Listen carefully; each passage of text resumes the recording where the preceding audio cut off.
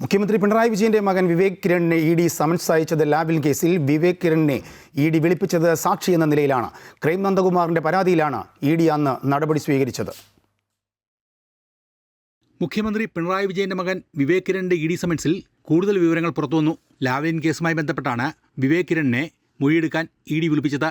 2023 ഫെബ്രുവരി 14 രാവിലെ 10:00 കൊച്ചിയിലെ ഇഡി ഓഫീസിൽ ഹാജരാകാൻ ആവശ്യപ്പെട്ടാണ് വിവേക് കിരണിന് ഇഡി നോട്ടീസ് അയച്ചത്.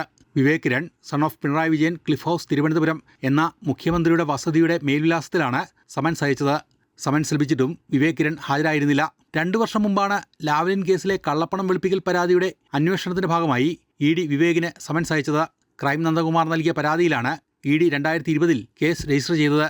നേരത്തെ ചോദ്യം ചെയ്തവരുടെ മൊഴിയുടെ അടിസ്ഥാനത്തിലാണ് വിവേകിന് നോട്ടീസ് അയച്ചത്. വിവേക് കിരണിന് സമൻസ് അയച്ചത് സാക്ഷി എന്ന നിലയിലാണെങ്കിലും ഒരു സമൻസിനപ്പുറം പിന്നീട് ഇഡിയുടെ തുടർ നടപടികൾ ഉണ്ടായില്ല.